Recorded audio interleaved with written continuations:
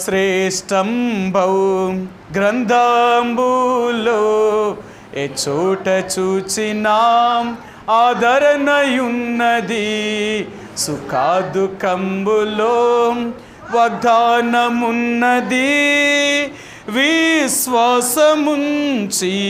ధ్యానించుడి.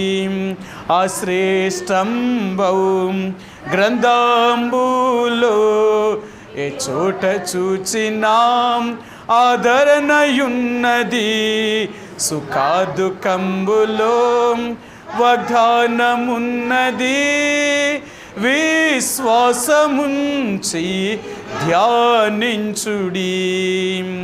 ఈ రాత్రికాల సమయంలో మన యొక్క వాక్య పట్టణంలోకి వెళ్దామండి.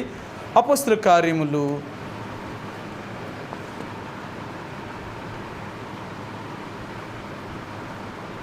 6వ అధ్యాయము.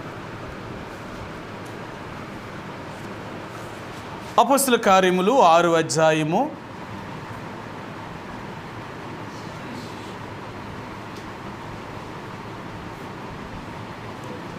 మొదటి వచనాన్ని మనందరం కలిసి చదువుకుందామండి. అపోస్తలుల కార్యములు 6వ అధ్యాయము మొదటి వచనాన్ని మనందరం కలిసి ఒక్క మాటలా చదువుదాం. చదవగలిగిన వారు నాతో కూడా కలిసి చదవడానికి ప్రయత్నించేయండి. ఆ దినములలో శిష్యుల సంఖ్య విస్తరించుచున్నప్పుడు అనుదిన పరిచర్యలో తమలోని విధవరాండ్లను చిన్నచూపు చూచిరని ఎబ్రీల మీద గ్రీకు భాష మాట్లాడు యూదులు సనగసాగిరి. ఈ రాత్రికాల సమయంలో చదువుబడిన లేఖన భాగాన్ని దేవుడు దీవించునుగాక. మరి ఈ అపోస్తలుల కార్యములు 6వ అధ్యాయములో మరి ఆనాడు అపోస్తలుల యొక్క చేసిన పరిచర్య విషయంలో ఇక్కడ దైవజనుడు లేక లూకా అనే వైద్యుడు ఈ విషయాలన్నిటినీ కూడా ఆయన కూడా దగ్గర ఉండి చూసిన వారిగా ఉంటున్నారు. కాబట్టి ఈ విషయాలన్నీ ఆయన ఎంతో విపులముగా దేవుని యొక్క ఆత్మచేత ప్రేరేపించబడి ఈ మాటలను ఆయన రాశాడు. కృత నిబంధన గ్రంథంలో చరిత్ర అంటే అపోస్తలుల కార్యములు మాత్రమే, ఇది ఒక్కటే చరిత్ర. అంటే ఆది అపోస్తలుల కాలంలో జరిగిన విషయాలన్నిటినీ కూడా ఇక్కడ దేవుని యొక్క పరిశుద్ధాత్మ ఇక్కడ ఎంతో స్పష్టముగా రాయించారు. అందుకని సంఘ దర్శనానికి కూడా మొదట ఆరంభమే అంటే అపోస్తలుల కార్యములే సంఘము ఎలా నిర్మించబడింది అనే విషయాలన్నిటిని కూడా ఎంతో విపులముగా రాశారన్నమాట. దేవుని యొక్క ఆత్మచేత వీరు ప్రేరేపించబడి ఈ అపోస్తలుల కార్యములు అనేవి ఎంతో గొప్పదిగా దేవుడు ఇక్కడ తెలియజేస్తూ వస్తున్నాడు ఆయన. కాబట్టి ఈ రాత్రికాల సమయంలో దేవుని యొక్క ప్రజలుగా మనం దేవుని యొక్క వాక్య పట్టణంలోకి వెళ్ళే ముందుగా దైవజనుడైన మరి పేతురు లేక ఆనాడు అపోస్తలులు జరిగిన విషయాలన్నిటిని బట్టి వారిని కొట్టారు, వారు గట్టిగా బెదిరించారు, యేసు నామమును బట్టి బోధించకూడదని వారిని ఎంతగానో భయపెట్టినప్పటికీ కూడా యేసు నామము నిమిత్తము అవమానము పొందుటకు పాత్రులను ఎంచబడినందున వారు ఇంటింటా సంతోషించుచు తప్పక ఇంటింటా దేవుడు యేసే క్రీస్తుని బోధించుచు వారు దేవుని యొక్క సువార్తను ప్రకటించుకుంటూ వెళ్తున్నారు. ఆ దినాలలో వారు ప్రకటించిన సువార్తను వారి వాక్యాన్ని పరిశుద్ధాత్మ వెనువెంటే దాన్ని ముద్రించి అనేక ఆత్మలను దేవుని యొక్క సంఘములో చేర్చడానికి ఆనాడు దేవుడు ఎంతగానో తోడ్పడిన వాడిగా ఉంటున్నారు. అంటే అదే నాడు నా దేవుడు ఈనాడు లేడా అంటే ఈనాడు ఉన్నాడు దేవుడు. కానీ ఇది సువార్త ప్రకటించే దినాలు కాదు, లేక సువార్తను ప్రకటించడానికి ఇది సమయం కాదు. ద్వారాలు మూయబడ్డాయి. శత్రువుకు దేవుడు అవకాశం ఇవ్వడం వల్ల ఏర్పరచబడిన వారిని సైతము సాతానుడు శోధిస్తున్న ఈ పరిస్థితుల్లో మరి ఎవరో క్రొత్తగా దేవునిలోనికి వస్తారు, రక్షణ పొందుతారు అనేది చాలా కష్టం.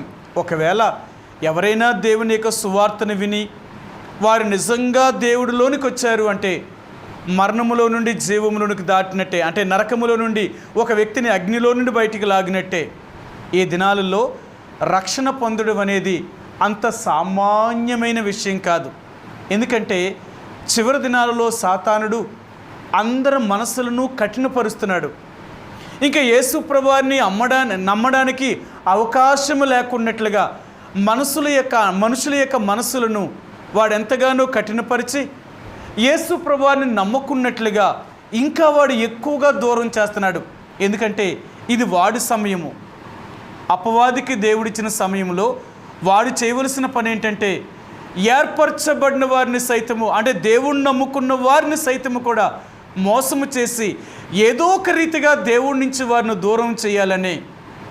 ఇలాంటి పరిస్థితుల్లో మనం ఈ దినాల్లో ఉంటున్నాం కాబట్టి మనకు మనముగా మన రక్షణను మనం కాపాడుకోవలసిన వారికి ఉంటున్నాం. మనల్ని మనం కాపాడుకోవడమే కష్టమవుతుంది. ఎందుకంటే జరుగుతున్న పరిస్థితులు, జరుగుతున్న విషయాలు మనం చూసినప్పుడు మనకేమర్థమవుతుంది అంటే దేవుడిలో మనం ఉండగలమా చివరి వరకు? ఎందుకంటే సాతానుడు అలాంటి కఠినమైన పరిస్థితులు గుండా తీసుకెళ్తాడు కాబట్టి ఆ పరిస్థితుల్లో నిలవడం అనేది చాలా కష్టం అన్నమాట. అలాంటివన్నిటినీ తట్టుకొని ఎవరైతే నిజంగా దేవుడి కోసం నిలబడగలుగుతారో వారు మాత్రమే దేవుని యొక్క రాజ్యములోనికి ప్రవేశిస్తారు. కాబట్టి ఆరంభ దినాలలో దేవుని యొక్క సువార్తను దేవుడు, అంటే ఆయన ప్రవక్తల ద్వారా లేక దేవుని యొక్క దైవజనులైన అపోస్తుల ద్వారా ప్రకటిస్తూ వస్తున్నాడు. కాబట్టి ఈ సువార్తను వినిన వారు అనేక మంది యేసు ప్రభులోనికి మారు మనసు యొక్క అనుభవంలోనికి వచ్చారు. వీరు మారు మనసు యొక్క అనుభవంలోనికి రావడమే కాక శిష్యులుగా చేయబడుతూ వస్తున్నారు. మీకు చెప్పాను, శిష్యుడు అనగా యేసు ప్రభువారి దగ్గర లేక నేర్చుకునేవాడు ఎప్పుడు దాకా? చచ్చేదాకా. అంటే మన గురువు ఒక్క యేసు ప్రభువారు మాత్రమే మన గురువు. ఆయన ఒక్కడే మన గురువు కాబట్టి ఆయన దగ్గర మనం చచ్చేదాకా నేర్చుకోవలసిన వారమే. అంటే ఏ లోకంలో ఎవరైనా శిష్యరకం చేశారనుకోండి, 1 సంవత్సరం చేస్తారు, 2 సంవత్సరాలు చేస్తారు, 3 సంవత్సరాలు చేయగలుగుతారు. ఇంకంతకంటే ఎక్కువ చేయలేరు. ఎందుకంటే గురువు ఏమైతే నేర్పించాలనుకున్నాడో శిష్యుడికి ఈ 4-5 లేక 3-4-5 సంవత్సరాల్లో నేర్పించగలుగుతాడు. అప్పుడు శిష్యుడు ఏమవుతాడు అంటే ఇతడు నేర్చుకొని ఇతడు గురువుతో సమానమైన వాడిగా చేయబడి ఇతడి దగ్గర అనేక మంది ఇంకా శిష్యులుగా చేరేవారుగా ఉంటారు. కానీ మన యేసు ప్రభువారి దగ్గర మనం చచ్చేదాకా నేర్చుకునేవారమే. మన బోధకుడు అయినా, మన యొక్క యజమానుడు అయినా, లేక మన యొక్క గురువు ఆయన కాబట్టి ఆయన దగ్గర మనం నేర్చుకునేవారు. ఎప్పుడు దాకా అంటే మనం చచ్చిపోయేదాకా నేర్చుకునేవారమే. అందుకనే యేసు ప్రభువారి యొక్క శిష్యులు వారు యేసు ప్రభువారు ఉన్నంత కాలము కూడా ఆయన దగ్గర శిష్యులుగానే ఉన్నారు, నేర్చుకుంటూ ఉన్నారంతే. కాబట్టి ఈ శిష్యుడిగా అవ్వడం అంటే అంత సామాన్యమైన విషయం కాదు. ముందు శిష్యుడు అవ్వాలి అంటే తన్ను తానుగా తగ్గించుకొని ఒకరి దగ్గరికి వెళ్ళి నేర్చుకునే తత్వంలోనికి రావాలి. అంటే గురువు చెప్పిన ప్రతిదానిని కూడా అతడు చేసేవాడిగా ఉండాలి. మీకు అంతకుముందుసారి చెప్పాను మీకు, యోహాను సువార్త 15వ అధ్యాయంలో నేను మీకు ఆజ్ఞాపించినవన్నీ మీరు చేసిన యెడల మీరు నాకు శిష్యులై ఉందురు అంటాడు ఆయన. దేవుని యొక్క శిష్యులు అంటే ఎవరు అంటే ఆయన ఆజ్ఞాపించినవన్నీ చేసినప్పుడే ఆయన శిష్యులుగా చేయబడతామేమో. కానీ ఆయన ఆజ్ఞాపించినవి చేయకుండా మన ఇష్ట ప్రకారంగా మనం చేసుకుంటూ వెళ్తున్నప్పుడు మనము ఆయన శిష్యులుగా చేయబడడానికి మనం అనర్హులుగా చేయబడతామండి. కాబట్టి రాత్రికాల సమయంలో ఆది కాలంలో ఆనాడు శిష్యుల యొక్క సంఖ్య దినదినము ప్రబలుతుందన్నమాట. మీ అందరికీ తెలుసు, అపోస్తల కార్యములు 1వ అధ్యాయంలో 120 మంది సంఘముగా కూడుకున్నారు. 2వ అధ్యాయంలోకి వచ్చాం, 3000 మంది చేర్చబడ్డారు. 4-5 అధ్యాయాలకు వచ్చినప్పుడు ఇంచుమించు 5000 మంది చేర్చబడ్డారు. ఆ తర్వాత 16-17 అధ్యాయాల్లోకి వెళ్తే సంఘము రోజు రోజుకి విస్తరించడం వల్ల లెక్క పెట్టడం అసాధ్యం అయిపోయింది. ఇక లెక్క పెట్టలేదట. ఎంత త్వరగా ఆ దినాలలో దేవుని యొక్క సంఘము అభివృద్ధి చెందుతూ వచ్చిందో. మరి నేటి దినాలలో దేవుని యొక్క సంఘము అనేది ఇక్కడ గ్రేడింగ్ చేయబడుతూ వచ్చే రోజులవి. ప్రభు అంటాడు, పరలోక రాజ్యము సముద్రంలో వలవేసిన ఒక జాలరును పోలి ఉన్నదట. సముద్రంలో వల వేసినప్పుడు అతనికి పనికొచ్చే చేపలు పడతాయి, పనికి రానివి కూడా పడతాయి, చిన్నవి పెద్దవి కూడా పడతాయి. ఆయన ఏం చేస్తాడంటే తనకి ఏవైతే పనికొస్తాయో మంచి వాటిని బుట్టలో వేసుకుంటాడట, పనికిరాని వాటిని మరలా సముద్రంలో వదిలేస్తాడట. అలాగే దేవుని యొక్క రాకడలో కూడా దేవదూతలు అనీతిమంతుల్లో నుంచి నీతిమంతుల్ని ఏరి నీతిమంతులనేమో పరలోక రాజ్యంలో తీసుకుని వెళ్తాయి. మరి అనీతిమంతులు నరకాన కొరకే వారు సిద్ధపడుతూ ఉంటారన్నమాట. అందుకనే నేటి దినాలలో ప్రభు యొక్క రాకడలో ఎవరు దేవుని ప్రజలు ఎవరు దేవుని ప్రజలు కారు అనేది చూపించడం కొరకే ఇక్కడ వేరు చేయబడుతూ వస్తున్నాయన్నమాట. చివరి రోజుల్లో ఉన్నాం. ఇది వేరు చేయబడుతున్న రోజులు అన్నమాట. కాబట్టి ఈరోజు మరలా దేవుడు మనకి జ్ఞాపకం చేయాలనుకున్నది ఏంటంటే, ఆ దినములలో శిష్యుల సంఖ్య విస్తరించినప్పుడు అక్కడ మరి తమలోని విధవరాండ్లను చిన్నచూపు చూసిరని ఎబ్రీల మీద గ్రీకు భాష మాట్లాడేవారు యూదులు సనగసాగారు. ఎందుకంటే సంఘము చిన్నగా ఉన్నప్పుడు ఏ సమస్యలు లేవు, అందరూ కలిసి సమిష్టిగా బ్రతికారు. సంఘము విస్తరించినప్పుడు వీరిలో వీధికి భేదాభిప్రాయం అనేది రాగలుగుతుంది. వాళ్ళకంటే మమ్మల్ని తక్కువ చూస్తున్నారు, వీళ్ళకంటే మమ్మల్ని తక్కువ చూశారు, మేము వాళ్ళకంటే మేమేం తక్కువ, వీళ్ళకంటే మేమేం తక్కువ, మమ్మల్ని ఎందుకు అలా చూస్తున్నారు అనేది సంఘములో ఆనాడు కూడా ప్రారంభమయ్యిందండి. కారణం ఏంటి అంటే, సంఘము ఎక్కడైతే ఉంటుందో అక్కడ సాతానుడు మరీ ఎక్కువగా పని చేయడానికి ప్రయత్నం చేస్తూ ఉంటాడు. కారణం ఏంటంటే, దేవుని యొక్క సంఘాన్ని చెదరగొట్టడమే వాడి పని. కానీ దేవుని యొక్క సంఘాన్ని వాడు ఎప్పుడూ పాడు చేయలేడు. దేవుని యొక్క ప్రజలు ఎంత చెదరగొడుతూ ఉంటాడో అంతగా వారు విస్తరిస్తూ ఉంటారన్నమాట. దేవుని ప్రజలు చెదిరిపోవడం అనేది అది అభివృద్ధికే గల కారణం అన్నమాట. సాతాను చెదరగొట్టే కొలది దేవుని యొక్క ప్రజలు విస్తరిస్తూ ఉంటారు, అభివృద్ధి చెందుతూ ఉంటారు. ఎక్కడికి వెళ్తారో అక్కడ దేవుడి గురించి జీవిస్తూ ఇంకా అనేక మందిని యేసు ప్రభువులోనికి తీసుకురావడానికి ప్రయత్నం చేస్తూ ఉంటారు. కాబట్టి ఈ రోజున ఇక్కడ రెండు విషయాలు దేవుడు మనతో మాట్లాడాలి అనుకుంటున్నాడు. ఒకటి, విధవరాండ్లు.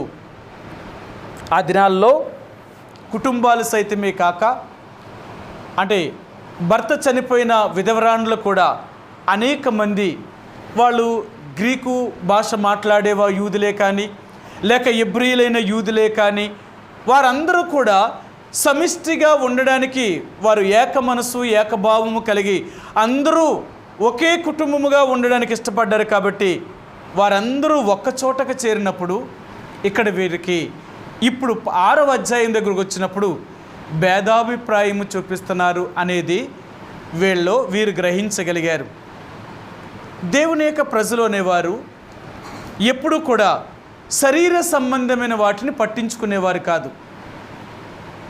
కానీ శరీరానుసారులు ఎక్కడైతే ఉంటారో అక్కడ ఆత్మ సంబంధమైన విషయముల కంటే శరీర సంబంధించిన విషయాలనే ఎక్కువగా పట్టించుకుంటారు.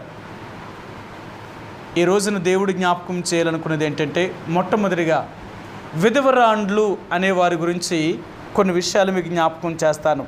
దేవుడు ఎవరిని విధవరాండ్ల లెక్కలో చేర్చబడినాడు అంటే, భర్త చనిపోయిన ప్రతి స్త్రీ కూడా విధవరాండ్లు కాదు అంటున్నాడు ఆయన. ఎందుకు అంటే, యవ్వనంలో ఉన్నవారిని విధవరాండ్ల లెక్కలో చేర్చవద్దు అంటున్నాడు. వారు మరొక పెండ్లి చేసుకోవడానికి అవకాశం ఉంది కాబట్టి వారి విధవరాండ్ల లెక్కలో చేర్చొద్దు అంటున్నాడు.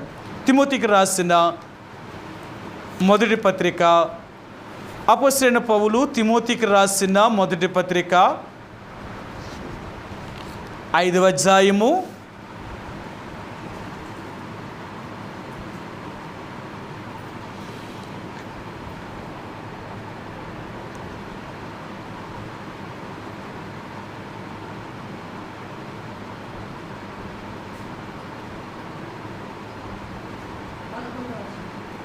11వ వచనం చదవండి. యవనస్తులైన విధవరాండ్లను లెక్కలో చేర్చవద్దు, వారు క్రీస్తునకు విరోధముగా నిరంకుశులైనప్పుడు తమ మొదటి విశ్వాసమును వదులుకొనులను తీర్పు పొందిన వారే పెండ్లాడగోరుదురు. సరే, ఇంకొక మాట కూడా చూపిస్తాను మీకు. ఎక్కడంటే 8వ వచనమండి. ఎవడైనను స్వకీయులను విశేషముగా తన ఇంటి వారిని సంరక్షింపకపోయిన ఎడల వాడు విశ్వాస త్యాగము చేసిన వాడై అవిశ్వాస కన్నా చెడ్డవాడైండును. ఎవడైనను 9వ వచనమండి. 60 ఏండ్ల కంటే తక్కువ వయసు లేక ఒక పురుషునికే భార్య అయి సత్క్రియలకు పేరు పొందిన విధవరాండ్లు పిల్లలను పెంచి పరదేశులకు ఆతిథ్యం ఇచ్చి పరిశుద్ధుల పాదములు కడిగి శ్రమపడి వారికి సహాయము చేసి ప్రతి సత్కార్యము చేయ బూనుకున్నదై ఆమెను విధవరాండ్ల లెక్కలో చేర్చవచ్చును. ఎవరు విధవరాండ్లు, ఎవరు విధవరాండ్లు కారు? సరే, ఇప్పుడు 3వది చూపిస్తాను మీకు. 16వ వచనం అండి. 16వ వచనం. విశ్వాసరాలైన ఏ స్త్రీ ఇంటినైనను విధవరాండ్లు ఉండిన ఎడల సంఘము నిజముగా ఆ అనాథులైన విధవరాండ్రులకు సహాయము చేయుటకై దాని మీద భారము లేకుండా ఆమెయే వీరికి సహాయము చేయవలెను. 3 రకాలైన విధవరాండ్ల గురించి చెప్తున్నాడు. 1, 60 ఏండ్లు వయసు పైబడిన వారిని మాత్రమే విధవరాండ్ల లెక్కలో చేర్చమంటున్నాడు. 60 సంవత్సరాల లోపున్న వారిని ఎవరిని కూడా విధవరాండ్ల లెక్కలో చేర్చొద్దు అంటున్నాడు. ఎందుకంటే తిరిగి వారు పెండ్లి చేసుకునే అవకాశం ఉంది కాబట్టి అలాంటి వారిని విధవరాండ్ల లెక్కలో చేర్చకూడదు. ఇది 2వది. 3వదిగా విధవరాండ్లు అనేవారు వాళ్ళు ఏం చేయాలంటే దేవుని యొక్క సంఘం మీద ఆధారపడకుండా ఆమంతటా ఆమె కష్టపడి దేవుని యొక్క సంఘమునకు సహాయము చేసే వ్యక్తిగా ఉండాలి అంటున్నాడు ఆయన. ఈ 16వ వచనంలో చూస్తే ఆమె దాని మీద భారము లేకుండా ఆమెయే వీరికి సహాయము చేయవలెను. సరే, కాబట్టి ఇక్కడ కూడా ఈ హెబ్రీ స్త్రీలు, గ్రీకు స్త్రీలు విధవరాండ్లైన వారు చిన్న చూపు చూశారు అనే విషయం దగ్గర సమస్య వచ్చింది. అక్కడ ఏ విషయంలో చిన్న చూపు చూశారు అంటే ఆహారము వడ్డించే విషయంలో. అంటే ఒకరికి ఒకలాగా ఆహారం పెడుతున్నారట. గ్రీకు భాష మాట్లాడే యూదులైన విధవరాండ్లకేమో వారిని ఒకలా చూస్తున్నారట. హెబ్రీలైన విధవరాండ్లను వీరిని మరొక విధంగా చూస్తున్నారట. అదలాగా? వీళ్ళందరూ యూదులే కదా, భాష మారినంత మాత్రానికి వీరందరూ యూదులే. 2వదిగా వీరు మారు మనసు యొక్క అనుభూతులకు వచ్చిన వారు. మరి ముఖ్యంగా యూదులను పక్కన పెడితే వీరు మారు మనసు యొక్క రక్షణ అనుభూతులకు వచ్చిన వారు. మరి ముఖ్యంగా మారు మనసు పొందిన వారిలో ఎటువంటి భేదాభిప్రాయం అనేది కూడా వీరికి ఉండకూడదు. ఒకవేళ అలాంటి భేదాభిప్రాయమే కానీ వీళ్ళకి వస్తే, సరే, అలాంటి భేదాభిప్రాయమే కానీ వీరికి వస్తే వీరు మారు మనసు యొక్క అనుభూతులకు పొందిన వారు కారు. మారు మనసు యొక్క అనుభూతులకు రావాలి అంటే వీరు నిజముగా ఎటువంటి భేదాభిప్రాయాలని ఆలోచించేవారు కాదు. నేటి దినాలలో దేవుని యొక్క ప్రజలు అనేవారు మరి భేదాభిప్రాయాన్ని కలిగిన వారు. భేదాభిప్రాయాలు ఈ రోజుల్లో ఎన్నో రకాలైన భేదాలు ఉన్నాయండి. ఒకటి కులముతో భేదం వచ్చింది. 2వదిగా ఆస్తుపాస్తుల దగ్గర ధనంతో భేదాలు వచ్చాయి, లేక అందముతో భేదాలు వచ్చాయి. లోక సంబంధమైన ఎన్నో రకాలైన భేదాభిప్రాయాలని మనుషులు కలిగి ఉన్నారు. కానీ యేసు ప్రభువుని అంగీకరించిన తర్వాత ఇక్కడ ఎవరికి ఏదే భేదాభిప్రాయము ఉండకూడదు. సరే, మీకు ఆ మాట చూపిస్తాను. దేవుని యొక్క సంఘము అనేది ఎలాగ ఉండాలి అంటే ఇక్కడ ఎటువంటి భేదము ఉండకూడదు అంటున్నాడు ఆయన. కొలసీలకు రాసిన పత్రిక 3వ అధ్యాయము. కొలసీలకు రాసిన పత్రిక 3వ అధ్యాయము 11వ వచనం అండి. 11వ వచనం.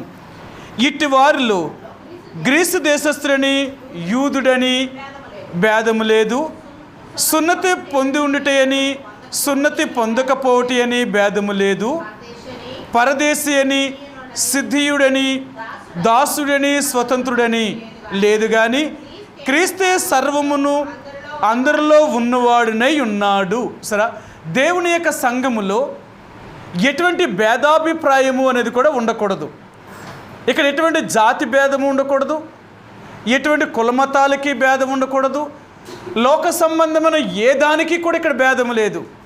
ఈనాడు దేవుని సంఘాల్లో అలాంటి భేదము చూపిస్తే వారు దేవుని ప్రజలు ఉండగా అర్హులుగా చేయబడ్డానికి వారికి ఎటువంటి యోగ్యత లేనివారు. వారు ఎన్నైనా చెప్పొచ్చు. భేదాలను తీసుకొచ్చారు అంటే వారిలో ఇంకా అటువంటి తత్వము పోలేదు అంటే వారు మారు మనసు యొక్క అనుభూలకు వచ్చిన వారు కారు. ఇక్కడ జరిగిన విషయం ఏంటంటే, గ్రీసు దేశస్థులైన విధవరాండ్లను ఎబ్రీలైన వారు చిన్నచూపు చూస్తున్నారనే సంగతిని వీరు తెలుసుకొని భేదాభిప్రాయాలు తీసుకొచ్చి ఇక్కడ సనగడం ప్రారంభించారు. అప్పుడు దాకా సనుగుడేమీ రాలేదు, కానీ ఇప్పుడు సనగడం ప్రారంభించారు. ఎందుకు సనుగుతున్నారు అంటే, అయ్యా మాకు పెట్టే విషయంలో కానీ మాకు ఇచ్చే విషయంలో కానీ ఎబ్రీ స్త్రీల కంటే గ్రీకు స్త్రీలకే ఎక్కువ అవమానకరంగా వారు చేస్తున్నారు, కాబట్టి మమ్మల్ని చిన్నచూపు చూస్తున్నారు అనే విషయాన్ని అపోస్తుల దగ్గర తీసుకుని వెళ్ళారు. అంటే ఇక్కడ రెండు విషయాలు ఏంటంటే, ఒకటి వీరు సనగడము ప్రారంభిస్తున్నారు, భేదాలు తీసుకురావడమే కాదు సనగడం కూడా ప్రారంభించారు. దేవుని యొక్క సంఘంలో ఎప్పుడైతే సనుగులు ప్రారంభించబడుతున్నాయో అప్పటి నుంచి సంఘము విడిపోవడానికి అవకాశం ఉంటుందండి, కలవడానికి అవకాశం లేదు. అందుకనే భేదములు రాకుండా చూసుకోలే, కానీ భేదములు వచ్చాయి అంటే కలిసి ఉండడానికి ఇష్టం లేదండి. ఈ రోజుల్లో దేవుని సంఘాల్లో కూడా ఎన్ని రకాల భేదాలు తీసుకొచ్చారో. నిజంగా దైవజనుడు భక్సింగ్ గారు ఉన్నంత కాలము కూడా ఆ జీవం కలిగిన సంఘములో ఎటువంటి భేదాభిప్రాయాన్ని ఆయన తీసుకురాలేదు. అసలు భక్సింగ్ గారు ఎప్పుడైతే నోటి మాట పడిపోయి ఆయన కోమాలోకి వెళ్ళాడో అప్పుడు శరీర సంబంధమైన మనుషులు వారు ఏమని పోరాటం చేశారంటే, తమిళియన్ అంటే మెడ్రాస్ నుంచి వచ్చిన వాడు ఎవడో కూడా ఇక్కడ మాకు అధికారి కాదు అన్నారు. ప్రాంతాలను చూపించారు. రెండవదిగా వారు అక్కడతోటి మాత్రమే ఆగలేదు, వారు ఏం తీసుకొచ్చారంటే కులాలను తీసుకొచ్చారు. ఈరోజు దేవుని యొక్క సంఘాల్లో కులములు వచ్చేసాయండి. ఏ కులం వారైతే ఎక్కువ మంది ఉండగలుగుతున్నారో ఆ కులం వారికి ఆధిపత్యం పోరు జరుగుతుంది. ఎవరైతే తక్కువ మంది ఉంటున్నారో తక్కువ మందిని ఎక్కువ మంది అణిచివేస్తున్నారు. ఇలాంటి పరిస్థితులు జరుగుతున్నాయండి. కానీ దైవజనుడు భక్సింగ్ గారు ప్రాణంతో ఉన్నంత కాలము కూడా అలాంటి దానికి ఎప్పుడూ కూడా ఆయన ప్రాముఖ్యత ఇవ్వదు. ఒకవేళ అలాంటి వారు ఎవరైనా అలాంటి సమస్యను తీసుకొస్తే ఆయన చాలా గట్టిగా గద్దించేవాడు. మనందరము ఒకటైనప్పుడు ప్రాంతాలు ఏంటి, దేశం ఏంటి, కులం ఏంటి, మతం ఏంటి, డబ్బు ఏంటి, ఇలాంటివి ఎందుకు తీసుకొస్తున్నారు మందిరంలోనికి? అసలు దేవుని యొక్క సంఘములో ఇలాంటివి ఉండకూడదు అని ఆ దైవజనుడు ఎంతో బాధతో ఆ రోజున వాళ్ళకి ఎంతో హెచ్చరించి బోధించిన పరిస్థితులు అలాగ ఉండేలాగా చేశాడు కూడా. అది సంఘం అంటే. కానీ ఇప్పుడు దేవుని యొక్క సంఘము మరలా ప్రబలడం ప్రారంభించినప్పుడు సాతాను ఇక్కడ కూడా కలవరం తీసుకొచ్చాడు. వీరు సనగడం ప్రారంభించారు. ఏంటి సనుగుతున్నారు? వాళ్ళని ఒకలా చూస్తున్నారు, మమ్మల్ని ఒకలా చూస్తున్నారు. వారికి ఒకలా పెడుతున్నారు, మాకు ఒకలా పెడుతున్నారు. ఇదా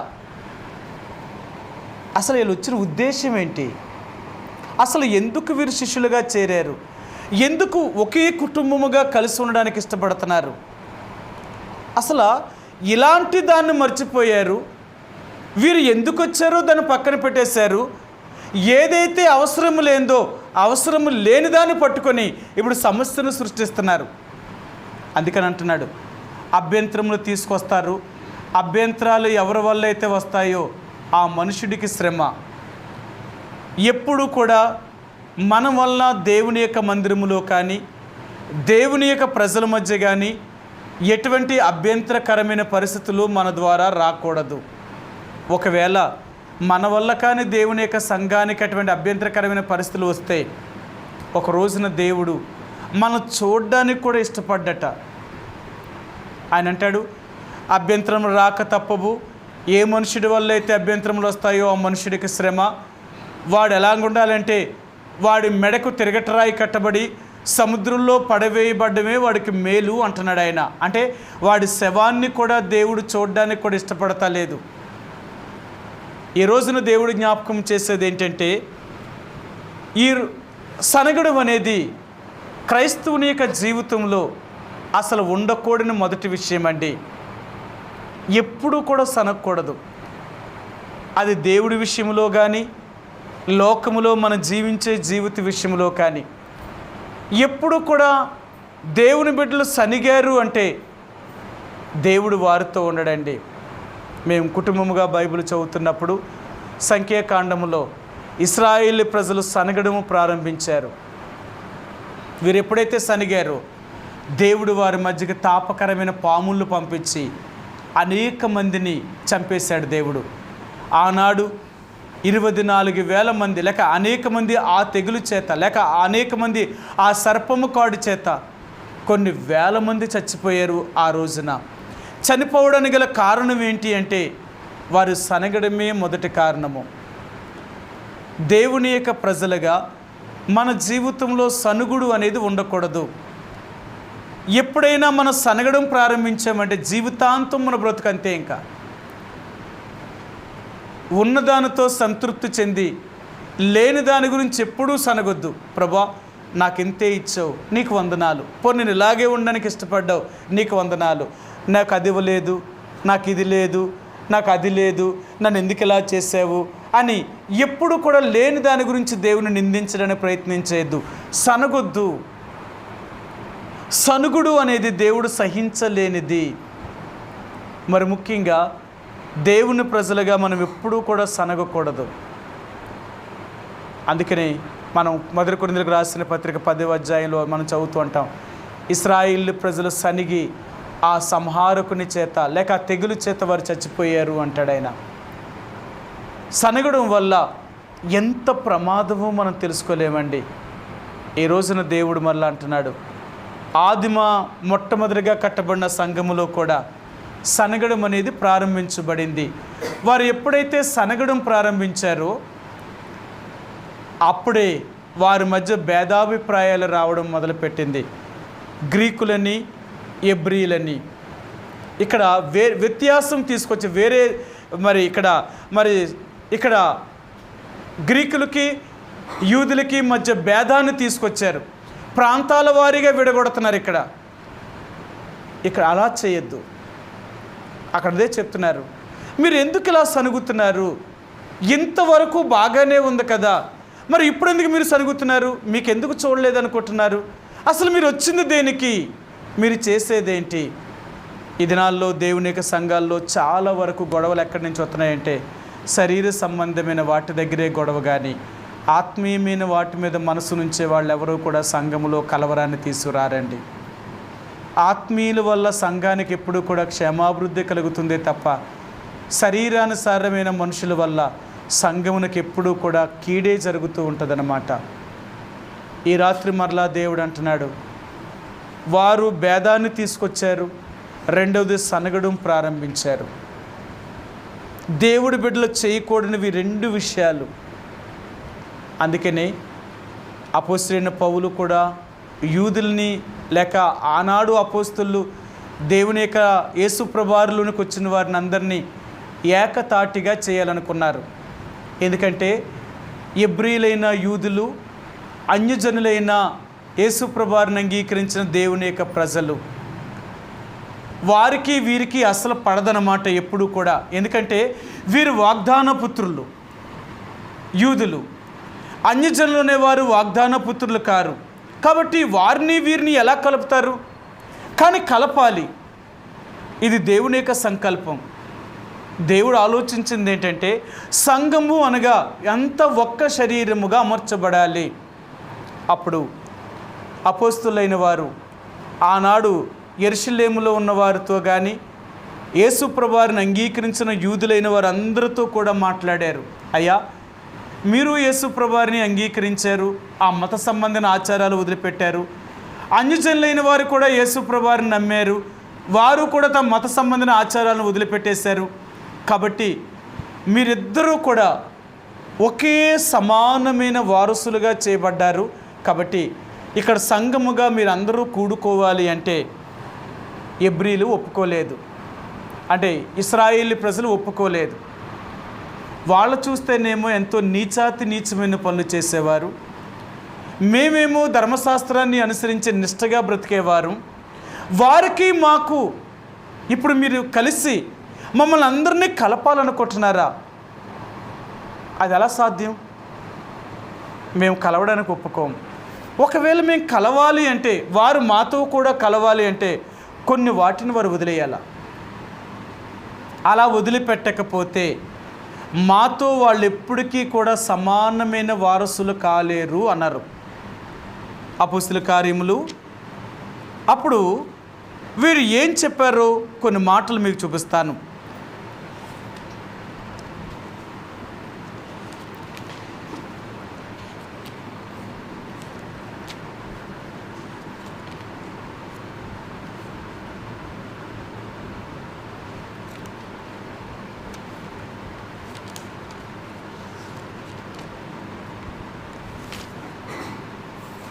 అపోస్తలుల కార్యములు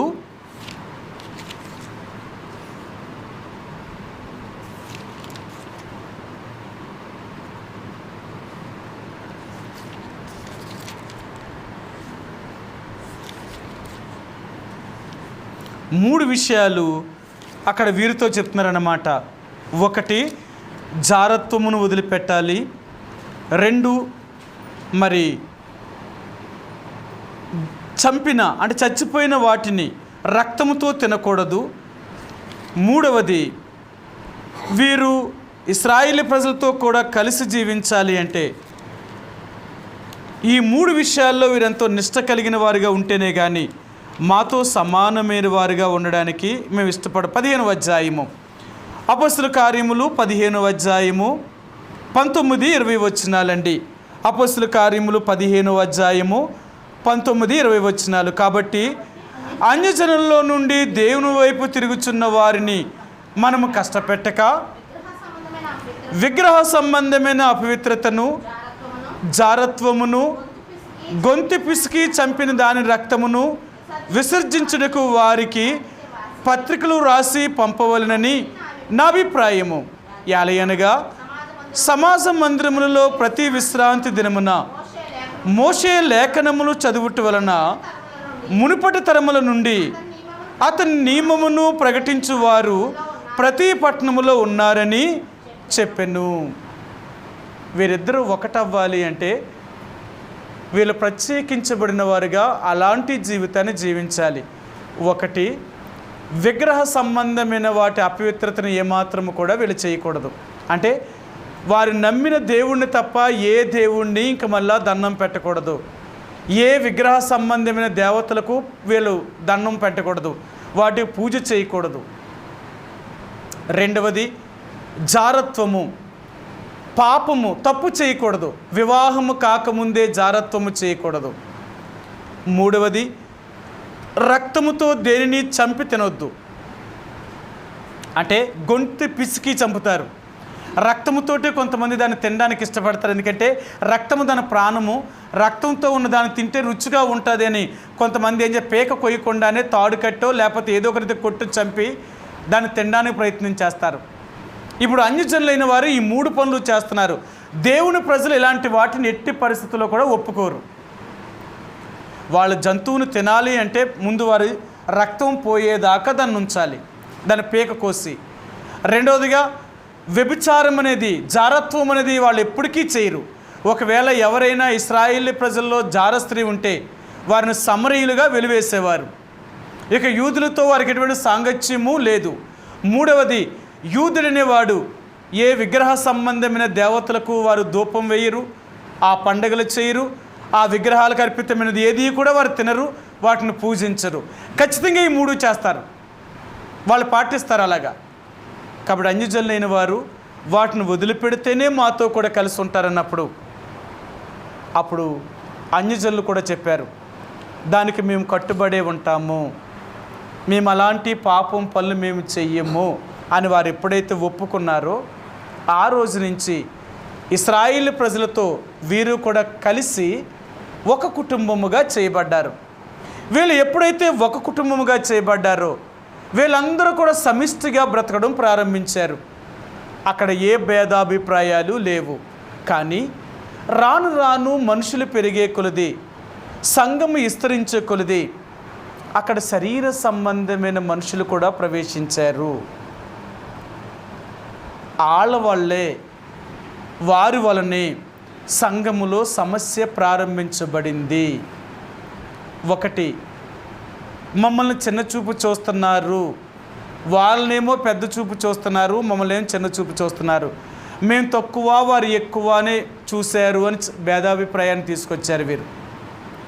నిజంగా యేసుప్రభువారు ఉన్న దినాల్లో కూడా యేసుప్రభువారి శిష్యుల్లో కూడా ఇదే వాదం వచ్చింది.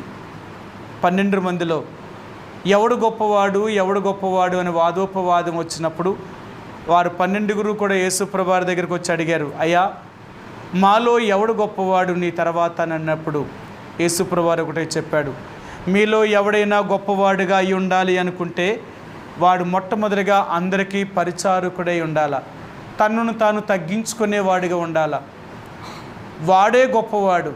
అంతేకాని గొప్పవాడు అనుకునేవాడు తగ్గించుకోలేనప్పుడు వాడెప్పుడూ గొప్పవాడు కాలేడు అని చెప్పాడు.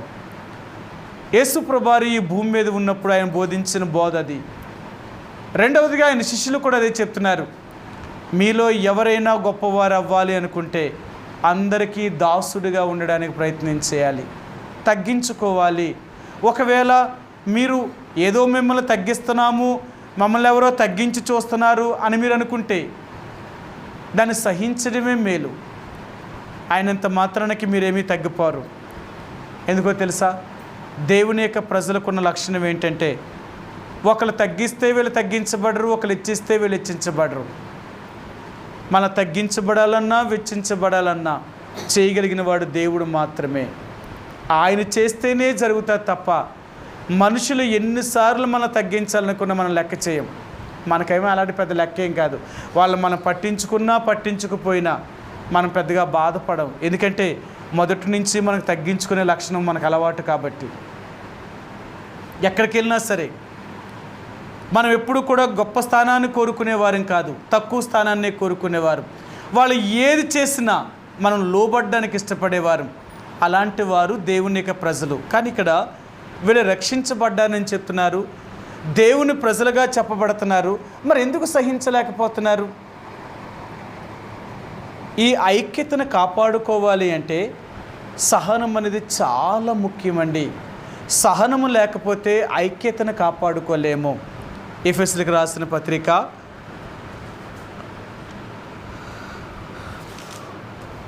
4వ అధ్యాయము, ఎఫెసీయులకు రాసిన పత్రిక 4వ అధ్యాయము 1, 2, 3 వచనాలండి.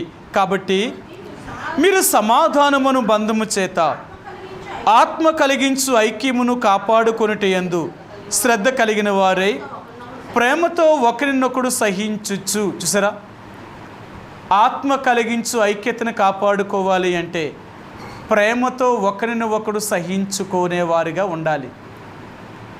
మనం సహనము లేకపోతే సంఘము క్షేమాభివృద్ధి చెందదండి. ఈ రోజుల్లో సంఘాల్లో ఒకరంటే ఒకరికి పడకపోవడం గల కారణం ఏంటి అంటే వీళ్ళకి సహనము లేదు. మేమెక్కడ తక్కువ, మేము దేంట్లో తక్కువ, మేము దేంట్లో ఎందుకు మేము అలాగ ఉండాలా, మేమెందుకు తగ్గించుకోవాలా, ఇలాంటి తత్వం కలిగిన మనుషులు సంఘంలో ఎప్పుడూ సమస్యనే తీసుకొస్తారు. నీకెన్ని సమస్యలు ఉన్నా సరే నువ్వు తగ్గించుకోవడానికి ప్రయత్నం చేయగలిగితే అదే నీ విజయానికి గల మొదటి రహస్యం. ఒకరోజు నువ్వు అన్నిటినీ జయించగలుగుతావు. అందుకని అన్నాడు, దేవుని సంఘములో మనం కలిసి ఉండాలి అంటే సహనం అనేది చాలా ముఖ్యం. చూడండి, ఒకప్పుడు ఉమ్మడి కుటుంబాలు ఉండేవి. ఉమ్మడి కుటుంబాలు రాను రాను ఇప్పుడు అన్నీ కూడా ఉమ్మడి కుటుంబాలు పోయాయి. ఇండివిజువల్ కుటుంబాలు, ఎవరికాలే కుటుంబం అన్నమాట. సరే, కలిసి ఉండడానికి ఇష్టపడతలేదు. ఎందుకంటే మేము సంపాదించింది వాళ్ళకి ఎందుకు పెట్టాలా, సరే వీళ్ళు సంపాదించుకుంది మేమెందుకు వీళ్ళకి ఇవ్వాలా. ఒకరు అలాగా, ఒకప్పుడు ఉమ్మడి కుటుంబాల్లో అలా ఉండేవారు కాదు. ఒకరు కష్టపడే వాళ్ళు ఉన్నా, ఒకరు కష్టపడే వాళ్ళు లేకపోయినా అందరూ కలిసి సంపాదించుకునేవారు. కాబట్టి వాళ్ళు ఎంతో సంతోషంతో జీవించేవారు. ఈ రోజుల్లో అలాంటి పరిస్థితులు లేవు. కాబట్టి అందరూ కూడా స్వేచ్ఛగా ఉండాలి, మనమే అనుభవించాలి అనుకునే తత్వంలోకి వచ్చారు. కాబట్టి కలిసి ఉండడానికి ఇష్టపడతలేదు. అలా లేనప్పుడు మనసులు కూడా సంకుచితమైపోతాయండి. ఎప్పుడు కూడా ఈ రోజుల్లో మనిషి అంటే సహనము, ఓర్పు లేకపోవడం వల్ల ప్రేమించే తత్వాన్ని పూర్తిగా కోల్పోయారు. దేవుని యొక్క ప్రజలు అనేవారు ఎక్కడున్నా సరే వారు ఎలాంటి మనస్తత్వాన్ని కలిగిన వారు అంటే ఉమ్మడిగా ఉండడానికి ఇష్టపడేవారు. ఒకప్పుడు మన సహవాసం ఎలాగుండేదంటే, ఎవరైనా ఎక్కడికైనా వెళ్తున్నారు అంటే, అన్న నేను పలానా విజయవాడ వెళ్తున్నాను, నేను 2-3 దినాలు విజయవాడలోనే ఉండాలి, నాకు పని ఉంది కాబట్టి అక్కడికి వెళ్తున్నాను అని చెప్పగానే అప్పుడు దేవుని సేవకుడు చెప్పేవాడు, బ్రదర్ మీరు విజయవాడ వెళితే పలానా దగ్గర మన మందిరం ఉంది, అక్కడికి మీరు వెళ్ళొచ్చు అని చెప్పేవారు. వీళ్ళు అక్కడ చెప్పగానే సరేనన్నా అని వారు వెళ్ళిన తర్వాత అక్కడ విజయవాడలో ఉన్న దేవుని సేవకుడి దగ్గరికి వెళ్ళి వారు మాట్లాడేవారు, అయ్యా మేము పలానా దగ్గర నుంచి పలానా ఊరు, పలానా మందిరం, పలానా దేవుని సేవకుడి దగ్గర నుంచి మేము వచ్చాం, నాకు ఈ 2 రోజులు 3 రోజులు పని ఉంది విజయవాడలో, ఆ పని నిమిత్తం వచ్చాను, పని చూసుకొని నేను వెళ్ళిపోతాను, కాబట్టి అంతవరకు నాకు షెల్టర్, మందిరంలో నాకు చోటు ఇస్తే చాలు అనేవారు. అప్పుడు అక్కడ ఉన్న సేవకుడు ఏం చెప్పేవాడంటే, తప్పది, మందిరము అనేది మన అందరిది, ఇదేం మాదేమీ కాదు, మీరు ఉండొచ్చు, అంతేకాదు మీరు ఎక్కడో భోజనం కూడా చేయక్కరొద్దు, మందిరంలోనే మీరు భోజనం చేయొచ్చు, ఎందుకంటే మీరు ఎక్కడికి కూడా వెళ్ళక్కరొద్దు, ఇక్కడే మీరు ఉండొచ్చు, మీ పని చూసుకొని ఆ 2-3 దినాలు కూడా మీరు ఇక్కడ చూసుకొని మీరు మరలా తిరిగి వెళ్ళొచ్చు. ఎక్కడికైనా సరే మన ఇండియాలో ఎక్కడికి వెళ్ళినా మన విశ్వాసులు ఎక్కడికి వెళ్ళినా ఇదే ఆదరణ చూపించేవారు. కానీ నేటి దినాల్లో ఏమైపోయిందంటే నాది మాది అనుకునే తత్వం వచ్చేసింది. కాబట్టి ఇంకక్కడ విశ్వాసులు అనేవారు దేవుని యొక్క మందిరానికి రావడానికి అంగీకరించబడతా లేదు. ఒకవేళ వచ్చినా వాళ్ళని చూసే పరిస్థితులు కూడా అక్కడ లేకుండా పోతున్నాయి. కారణం ఏంటి అంటే స్వార్థముతో నిండిపోయిన పరిస్థితులు కనపడుతున్నాయి ఎక్కడ చూద్దామన్నా. కాబట్టి స్వార్థము ఎక్కడైతే లేకుండా ఉంటుందో అక్కడే కలిసి ఉండడం అనేది ఉండడానికి ఇష్టపడతారు. అందుకన్నాడు ఇక్కడ ఎఫెసీయులకు రాసిన పత్రిక 4వ అధ్యాయంలో, ఆత్మ కలిగించు ఐక్యతను కాపాడుకుంటే యందు శ్రద్ధ కలిగిన వారై. దేవుని యొక్క కలిగించిన ఈ ఆత్మ సంబంధ ఐక్యతను మనం కాపాడుకున్నట్టు యందు శ్రద్ధ మనకు ఉండాలండి. ఇది మనకి బాధ్యత. దేవుని యొక్క సంఘములో నుంచి మనం ఎప్పుడూ కూడా బయటికి వెళ్ళడానికి ప్రయత్నించేయద్దు. ఎన్ని కష్టాలు వచ్చినా, ఎన్ని నిందలు వచ్చినా, ఎన్ని అవమానాలు వచ్చినా మనం దేవుని యొక్క సంఘములోనే కలిసి మనం ఉండాలి. ఎందుకంటే ఉమ్మడి కుటుంబములో అంటే దేవుని యొక్క సంఘములో ఇలాంటివనేవి సహజము, తప్పదు. ఆయా రకాల కుటుంబం నుంచి వచ్చాం కాబట్టి, ఆయా రకాల మనుషుల దగ్గర నుంచి వచ్చాం కాబట్టి అందరూ కలిసి ఉండడం అంటే వారి యొక్క భేదాభిప్రాయాలు వేరువేరుగా ఉంటాయి. కాబట్టి అన్నిటినీ మనం సహించుకునేవారుగా ఉండాలండి. ఒకరిని ఒకరు మనం సహించగలిగితే అదే దేవుని ప్రజలు చూపించే ప్రేమ. అందుకని అంటాడు, సహోదరులారా మీరు ఒకరిని ఒకరు ఖర్చుకోవడము కాదు కానీ ఒకరిని ఒకరు ప్రేమించుకోవడం నేర్చుకోవాలి అంటున్నాడు ఆయన. గలతీయులకు రాసిన పత్రిక 5వ అధ్యాయము, గలతీయులకు రాసిన పత్రిక 5వ అధ్యాయము 15వ వచనమండి. 5:15 అయితే మీరు ఒకరినొకడు కరుచుకొని భక్షించిన ఎడల మీరు ఒకని వలన ఒకడు బొత్తుగా నశించిపోదురేమో చూచుకొనుడి. సరే, మీరు ఒకరిని ఒకరు ఖర్చుకునేవారు కాదు, ఒకరి మీద ఒకరు కోపపడేవారు కాదు, ఒకరి మీద ఒకరు ద్వేషించుకునేవారు కాదు.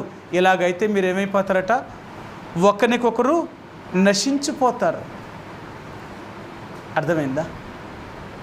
అందుకనే మనం దేవుని యొక్క ప్రజలుగా మనం అలాంటి స్వభావాన్ని కలిగి ఉండకూడదు. భేదాభిప్రాయాన్ని తీసుకురావడానికి ఇష్టపడకూడదు. ఎంతైనా సహించేవారిగా ఉండాలి. అక్కడ సహనం అనేది వారికి లేకుండా పోయింది. వారు రక్షించబడ్డారు, దేవుని యొక్క సంఘములో చేర్చబడ్డారు. వారు కూడా ఆస్తుల్ని అమ్మేసి అపోస్తుల యొక్క పాదముల దగ్గర వచ్చిన డబ్బును తీసుకొచ్చి పెట్టినవారు. అయ్యా మాకు కష్టమైనా, నష్టమైనా, బాధ అయినా, ఇబ్బంది అయినా, ఏ పరిస్థితి అయినా సరే కలిసి ఉండడానికి ఇష్టపడతాం, ఇక మేము వేరుగా ఉండడానికి ఇష్టపడము అని వీళ్ళ తీర్మానము చేసుకొని సంఘంలోనికి వచ్చిన వారు కొన్ని దినాలు అయిన తర్వాత వీరికి ఎలాంటి భేదాభిప్రాయాలు వచ్చాయో చూడండి. అందుకనే వీరికి శరీర సంబంధమైన మనుషులు ఇలాంటి భేదాభిప్రాయాన్ని తీసుకొస్తారు. ఒకరికి వచ్చిందనుకోండి, వాళ్ళని ఏకీభవించకూడదు. ఎప్పుడు కూడా దేవుని యొక్క సంఘములో ఏకీభవించేమా వాళ్ళకి మనం సపోర్ట్ చేసిన వారు మొత్తం. మీ అంతకుముందు వారం చూపించాను. సంఖ్యాకాండం 16వ అధ్యాయంలో కోరహు, అబీరాను, దాతాను, హోను అనే వారితో సమాజం అంతా కూడా ఏకమైపోయింది. సమాజం చెప్పలేదు, తప్పు. దేవుడు మోషే అహరోనులను ఎన్నుకున్నాడు, అది మేము కళ్ళతో చూసాము. దేవుడు వారిని ఎలా అభిషేకించాడో మేము చూసాము. ఆ కొండ మీద దేవుడు ఎలా మాట్లాడాడో మేము చూసాము. ఏ కోరహు, అబీరాను, దాతాను ఎందుకు మీరు అలా తిరుగుబాటు చేస్తున్నారని సమాజం వారికి చెప్పలేదు. వీళ్ళు చెప్పిన దానికే సమాజం కూడా సపోర్ట్ చేసింది. అందుకనే వాళ్ళకి అంత బలం వచ్చింది. దేవుని యొక్క సంఘంలో ఎప్పుడు కూడా తప్పు చేసేవారిని మనం ఎప్పుడు కూడా ప్రోత్సాహం చేయొద్దు. తప్పు చేసేరా వాళ్ళని ఖచ్చితంగా మనం సరిచేయవలసిన వారమే. అలాగ మనం సరిచేయలేదా వాళ్ళు ఎప్పటికీ బాగుపడరు, ఇంకా ఎప్పటికీ బాగుపడరు. కానీ సంఘాలు ఏమవుతున్నాయో తెలుసా? తప్పు చేసేవారికే సపోర్ట్ చేయగలుగుతున్నాయి. అందుకనే దేవుని యొక్క మందిరాల్లో కూడా గ్రూపులు కట్టడం ప్రారంభిస్తున్నారు. అక్కడ కూడా గ్రూపులు ఉంటున్నాయి. ఇది పలానా వారితో ఉన్న గ్రూపు, ఇది పలానా వారితో ఉన్న గ్రూపు. అక్కడ దేవుని యొక్క మందిరంలో గ్రూపులు ఏర్పడి ఒకరంటే ఒకరికి పడదు, ఒక సమాజం అంటే ఇంకో సమాజానికి పడతలేదు. ఇలాంటి వర్గపోరు అనేది సంఘాల్లో బయలుదేరిపోయండి. కారణం ఏంటో తెలుసా?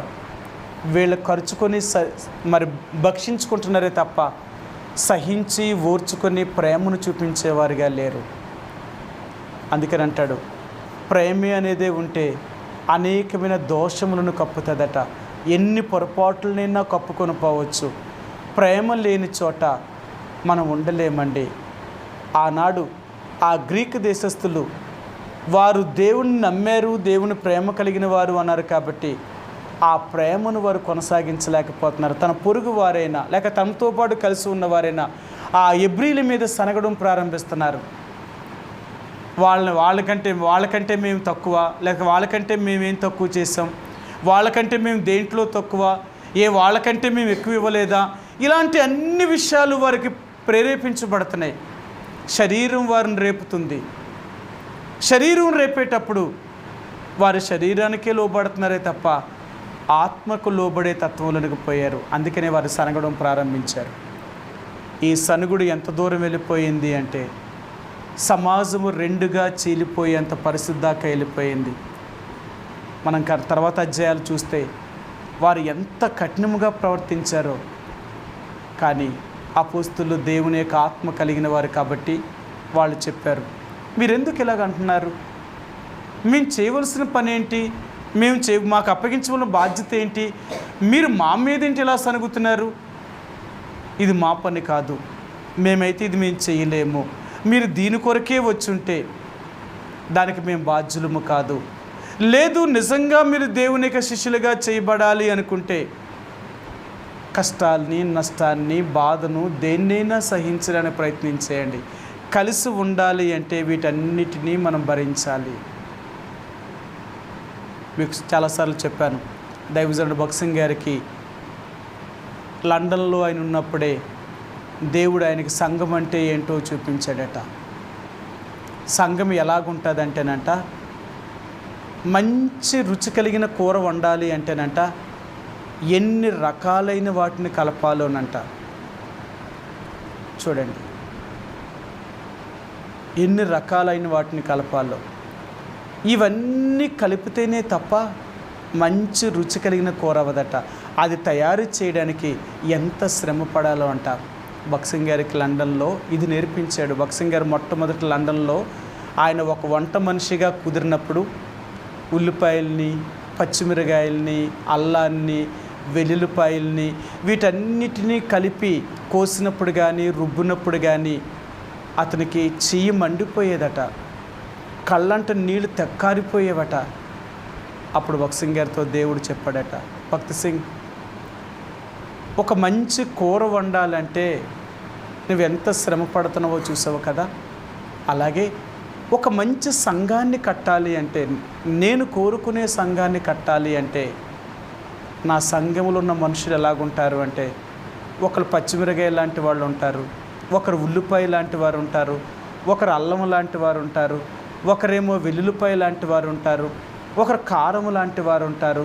ఇలాంటి అందరినీ నువ్వు సహించాలా. వీళ్ళందరినూ నువ్వు సహించి కలిపితేనే తప్ప సంఘము అనేది ఏర్పడదు. ఇది సంఘం అంటే. ఆ సంఘము ఎంత గొప్పగా ఉంటుందో తెలుసా. అది నా సంఘం అంటే అన్నాడట. అందుకనే దైవజనుడు భక్సింగ్ గారి యొక్క సేవా జీవితంలో ఎన్ని పోరాటాలు ఎదురయ్యాయో సంఘములో ఆయనకి.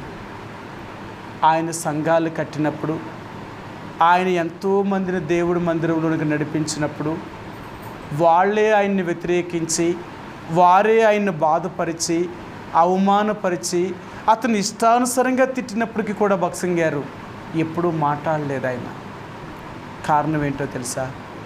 ఆయన ఒకటే చెప్పాడట, దేవుడు నాకు ముందే చెప్పాడు, ఇలాంటి మనుషులు ఉంటారు, వీళ్ళందరినీ నువ్వు సహించాలి. ఇది దేవుని యొక్క సేవలో ఇదొక భాగము. దేవుని సేవలో భాగం ఏంటో తెలుసా. సుఖం అనుభవించడమే కాదు, కష్టాన్ని కూడా అనుభవించాలా. ఎన్నో నిందలు, అవమానాలు, ఎన్నో బాధల్ని సహించాలా. అప్పుడే సేవ అనే దాంట్లో నిజమైన అర్థం అనేది ఉంటుందండి. చూడండి, ఓ కుటుంబ జీవితంలో, ఒక సంసార జీవితంలో వివాహమైన దగ్గర నుంచి సంతోషము ఉంటుంది, దుఃఖము ఉంటుంది. దుఃఖము సంతోషము ఈ రెండు కలిసి ఉంటేనే తప్ప ఆ కుటుంబము ఎంతో ఒక నిజమైన కుటుంబముగా ఉండదండి. ఏ కుటుంబమైనా చూడండి, ఎప్పుడు సంతోషంగానే ఉండదు, ఎప్పుడు దుఃఖంగానే ఉండదు ఆ కుటుంబం. ఈ రెండిటిని సమపాళ్ళుగా తీసుకువెళ్తూ ఉంటారన్నమాట. అలాగే దేవుని సంఘములో కూడా ఈ రెండిటిని మనం భరించాలి. అవమానాల్ని, నిందలను, తిరస్కారాన్ని, మరి అన్నిటినీ మనం భరించినప్పుడే దేవుని యొక్క ప్రజలుగా మనం ఉన్నట్టు. అంతేకాని మనకు పేరు వచ్చినప్పుడు, మెప్పు వచ్చినప్పుడు, మనం పొగిడినప్పుడు అప్పుడు మనం దేవుడి బిడ్డలం కాదు. నిజంగా మనం అవమానాలను, నిందల గుండా వెళ్ళినప్పుడే నిజమైన దేవుడి బిడ్డలం. ఇలాంటి సహనాన్ని మనం కలిగి ఉండగలిగితే సంఘాన్ని మనం కట్టగలుగుతాం, సంఘంలో మనం ఉండగలుగుతాం. లేదా అలాంటి సహనము మనకు లేకపోతే మనం దేవుని యొక్క సంఘములో విమడలేమండి. ఏదో ఒక రోజు బయటికి వెళ్ళిపోతాం. కారణం ఏంటో తెలుసా. ఈ సనుగుడు, ఈ భేదాభిప్రాయాలు ఎప్పుడైతే మన మనసులో నుంచి పోలేదో ఎప్పటికీ మనం దేవుడితో కలవలేం. దేవుడితో కలవాలి అనుకుంటే మనలో ఎటువంటి భేదాభిప్రాయము ఉండకూడదు.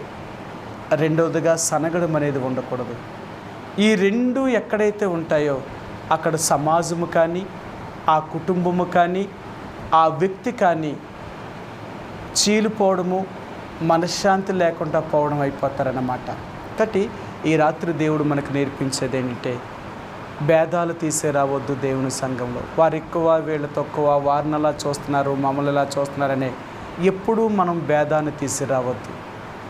రెండవదిగా దేవుని సంఘములో సనగడానికి ప్రయత్నం చేయొద్దు. ఒకరికి వ్యతిరేకముగా మనం మాట్లాడడం కానీ, సనగడము కానీ చేసామా దేవుని సంఘాన్ని మనం పాడు చేసిన వారం అవుతాం. దేవుని సంఘాన్ని పాడు చేయకుండా ఉండాలి అంటే మనం సహించాలి, ఓర్చుకోవాలి, భరించేవారుగా ఉండాలి. ఇవన్నిటినీ మనం చేయగలిగినప్పుడే దేవుని సంఘములో చివరి వరకు నిలిచి ఉండి దేవుని యొక్క రాజ్యములోకి ప్రవేశిస్తాం. ఆ రీతిగా ఈ రాత్రి దేవుడు మనకి సహాయం చేయరుగాక. ప్రార్థించుకుందాం. మా ప్రేమ కలిగిన పరలోకమందున మా తండ్రి, మా ప్రభువును నీ ప్రియకుమారుడును మా రక్షకుడైన యేసు ప్రభువారి యొక్క పరిశుద్ధమైన ఘనమైన నామములో ఈ రాత్రికాల సమయంలో తండ్రి బైబిల్ పఠనంగా మమ్మల్ని మీ సన్నిధి తీసుకొచ్చినందుకు వందనాలు. ప్రభువా, ఈ రాత్రి బైబిల్ పఠనంలో అపోస్తుల కార్యములో 6వ అధ్యాయములో తండ్రి ఎబ్రీ స్త్రీల మీద గ్రీకు భాష మాట్లాడేవారు కొందరు సనగడం ప్రారంభించారు. వారిలో విధవరాండ్లను చిన్నచూపు చూస్తున్నారని ఎబ్రీల మీద గ్రీకు భాష మాట్లాడేవారు సనగసాగారు. తండ్రి, రక్షించబడిన వారు తమ ఆస్తుపాస్తులను అమ్మి అపోస్తుల యొక్క పాదముల దగ్గర పెట్టిన వారు, ప్రారంభంలో ఎంతో సంతోషంతో జీవించిన వారు, కానీ కొంత ప్రయాణము కొనసాగించినప్పుడు వారి మధ్య భేదాభిప్రాయాలనేవి వారికి కనిపించాయి. మమ్మల్ని తక్కువ చూస్తున్నారని, వారిని ఎక్కువ చూస్తున్నారని, శరీర సంబంధమైన వాటి విషయంలో వీరు సనగడం ప్రారంభించినప్పుడు, ప్రభువా, వీరు భేదాలను తీసుకుని వచ్చినప్పుడు ఆనాడు సంఘము ఏ రీతిగా కొన్ని కష్టాల గుండా వెళ్ళిందో మా జ్ఞాపకం చేశారు. ప్రభువా, వారి వలె మేము ఉండకూడదని ఈ రాత్రి మీరు మాతో మాట్లాడుతూ వస్తున్నారు. మా ద్వారా సంఘములో ఎటువంటి కలవరమైన పరిస్థితులు రాకుండా ఉండాలని, మేమెవరికి అభ్యంతర కారణముగా ఉండకూడదని, మేమెవరికి భేదాభిప్రాయాలు తీసుకొచ్చేవారు కాకుండా ఉండాలని ఈ రాత్రి మాతో కూడా మీరు మాట్లాడారు. కనికరించండి తండ్రి. మా ద్వారా సంఘానికి ఎటువంటి అవమానము, నింద రాకున్నట్లుగా మేము సహించేవారిగా, భరించేవారిగా, ఓర్చుకునేవారిగా మమ్మల్ని సిద్ధపరచండి. అటువంటి సహనము, ఓర్పును మాకు అనుగ్రహించండి తండ్రి. అంతేకాదు మా జీవితంలో సనిగే మనసును తీసివేయండి. ప్రభువా, ఏది ఉన్నా ఏది లేకపోయినా మేము సనిగేవారము కాకుండా ఉండడానికి సిద్ధపరచండి. కష్టమైన, నష్టమైన, బాధనైనా, శ్రమనైనా భరించేవారిమే తప్ప మేమెవరి మీద సనిగేవారిగా ఉండకూడదు. ఈ సనుగుడు అనేది మేము వస్తే అది మా వ్యక్తిగత జీవితాన్ని పాడు చేస్తుంది, అది మా కుటుంబాన్ని పాడు చేస్తుంది, అది మా సంఘాలను సైతము పాడు చేస్తుంది తండ్రి. అందుకని మేము సనిగేవారము కాక తండ్రి, మేము సహించేవారిగా ఉండేటట్లుగా మమ్మల్ని సిద్ధపరచండి. ఈ రాత్రికాల సమయంలో మీ సన్నిధికి వచ్చిన ప్రతి బిడ్డను బట్టి వందనాలు. నన్ను, మమ్మల్ని తండ్రి మీకు తగినట్లుగా మీరు కోరిన మేరకు జీవించేవారిగా మమ్మల్ని సిద్ధపరచమని ఈ రాత్రి మీ చేతులకు అప్పగించుకుంటున్నాను తండ్రి. సహాయాన్ని దయచేయండి ప్రభువా. మరోసారి ఈ యొక్క రాత్రికాల సమయంలో మీ సన్నిధికి వచ్చిన నీ బిడ్డల కుటుంబాన్ని జ్ఞాపకం చేసుకుంటున్నాం. సోదరుడు లిడియా సిస్టర్ గారు వారి కుటుంబాన్ని బలపరచండి, వారి ఆర్థిక పరిస్థితులు చక్కపరచండి, వారి కుటుంబంలో రక్షణ లేని వారికి రక్షణ దయచేయండి. అలాగే సోదరి ప్రిస్కిల సిస్టర్ వారి కుటుంబాన్ని కూడా జ్ఞాపకం చేసుకుంటున్నాం. తన ఉద్యోగ బాధ్యతలో తోడుగుండండి దేవా. మరి తన భర్తను కూడా తిరిగి రక్షించండి. నీ సన్నిధికి రాగలుగుట్లో కృప చూపించండి. గ్లోరీని కూడా చిన్నాటి నుంచి నేను భయభక్తులతో బిడ్డను పెంచగలుగుట్లో కావాల్సిన కృపను దయచేయండి. అలాగే తండ్రి బిడ్డ మిరియామును కూడా జ్ఞాపకం చేసుకుంటున్నాం. తన బీఈడీ సెకండ్ ఇయర్లో ట్రైనింగ్లో సహాయాన్ని దయచేయండి. తన చదువును త్వరగా బిడ్డ ముగించి తన భవిష్యత్తులో సెటిల్ అయ్యి ప్రభువా, కుటుంబానికి నీ సంఘానికి నీ ఆశీర్వాదకరంగా ఉండగలుగుట్లో కృప అనుగ్రహించండి. తన యొక్క తండ్రి జీవితం నీలో కట్టబడ్డానికి సహాయాన్ని దయచేయండి. అలాగే రూతు గారిని కూడా జ్ఞాపకం చేసుకుంటున్నాం. తన ఉద్యోగ బాధ్యతలో తోడుగుండండి, ఆరోగ్యాన్ని భద్రపరచండి ప్రభువా. మరి వారి యొక్క భర్తను, అలాగే తండ్రి తన యొక్క బిడ్డల కుటుంబాలని దేవా, వారిని కూడా రక్షించండి. నిన్ను దేవుడిగా కలిగి ఉండే భాగ్యాన్ని అనుగ్రహించండి. మీ అవసరాలకు కూడా సంపూర్ణమైన ఆరోగ్యాన్ని అనుగ్రహించండి, కాపాడండి. షుగర్ను కూడా కంట్రోల్లో ఉంచండి. అలాగే సోదరి ఈశ్వర సిస్టర్ గారిని కూడా జ్ఞాపకం చేసుకుంటున్నాం. వారి కుటుంబాన్ని కూడా దీవించండి దేవ. తన భర్తను, తన ఇద్దరు బిడ్డలను కూడా రక్షించండి దేవ. వారు కూడా నీ కుటుంబంగా నిన్ను కలిసి జీవించేవారుగా సిద్ధపరచండి. సహోదరిని కూడా సంపూర్ణ ఆరోగ్యంతో ఉంచండి. తనను కూడా సంపూర్ణమైన మారు మనసు రక్షణ అనుభవంలోకి తీసుకొని రండి. అలాగే తండ్రి, నేను నా కుటుంబం కూడా నమ్మకంగా నిన్ను సేవించుట్లో సిద్ధపరచండి. అలాగే తండ్రి, దినం రాలేకపోయిన బిడ్డలకు మరొక తరుణాన్ని దయచేయండి. వాతావరణాన్ని అనలకొలత అయినప్పటికీ మేము నీ సన్నిధికి రావడానికి సహాయం చేసినందుకు వందనాలు ప్రభా. తిరిగి నీ ప్రజలు వారి వారి గృహాలకి వెళ్ళనై ఉంటుండగా మీరే క్షేమకరమైన ప్రయాణాలు దయచేయండి దేవ. వాతావరణాన్ని మీరు అదుపులో ఉంచినందుకు వందనాలు. తండ్రి నీ ప్రజలు మళ్ళా క్షేమముగా చేరగలుగుట్లో కృప అనుగ్రహించండి. అలాగే తండ్రి రేపటి దినం మరలా తండ్రి కొండపిల్లలో ప్రార్థన కూడి కొరకే సిద్ధపరచండి. దేవ శుక్రవారం మరలా సంఘ ప్రార్థనగా మేము ఈ స్థలాన్ని కూడి వచ్చే సమయాన్ని కూడా ఎటువంటి ఆటంకం లేకున్నట్లుగా నీ ప్రజలుగా మేము కూడా రాగలుగుట్లో కృప అనుగ్రహించండి. దేవ మాకు ఇచ్చిన ప్రశాంతతను బట్టి వందనాలు. మా చుట్టూ ఇచ్చిన సమాధానం నెమ్మదిని బట్టి వందనాలు. ముఖ్యంగా ప్రభా చుట్టూ ఉన్నవారిని కూడా మీ స్వాధీనంలో ఉంచుకునండి. శత్రువు వారి మధ్య తీసుకొస్తున్న కలవరం పరిస్థితులు చూస్తున్న దేవుడు వారిని సంధించి నీకు విరోధంగా రూపించబడిన ఏ ఆయుధాన్ని వర్దెల్లకుండా చేసే దేవుడు మీ చేతులకు అప్పగించుకుంటున్నాం. సమాధాన సంబంధమైన పరిచర్య జరిగించబడట్లో కృప అనుగ్రహించండి. అలాగే తండ్రి మరోసారి దేవా నీ బిడ్డలందరినీ మీ చేతులకు అప్పగిస్తూ మరలా మేము కలుసుకునేంతవరకు మీ సంధిని మాతో ఉంచండి. బలహీనులైన వారిని మీ చేతులకు అప్పగిస్తూ వారిని బలపరిచి సంపూర్ణ ఆరోగ్యాన్ని దయచేసి నీ కొరకే జీవించుట్లో సిద్ధపరచమని మా ప్రభువును నీ ప్రియ కుమారుడును మా రక్షకుడైన యేసు ప్రభువారి యొక్క పరిశుద్ధమైన ఘనమైన నామములో స్తుతించి ప్రార్థించి అడిగి వేడుకుంటున్నాం మా తండ్రి. ఆమీన్. తొట్టెళ్లకుండా మిమ్మల్ని కాపాడుటకును ఆయన మహిమ ఎదుట ఆనందముతో నిర్దోషులుగా నిలువబెట్టుటకును మన శక్తిగల రక్షకుడైన అద్వితీయ దేవునికి మన ప్రభువైన యేసుక్రీస్తు ద్వారా మహిమయు మహత్యమును ఆధిపత్యమును అధికారమును యుగములకు పూర్వమును ఇప్పుడును సర్వయుగములకును కలుగునుగాక. ఆమీన్. ప్రైజ్ లార్డ్ అండి. Praise the lord.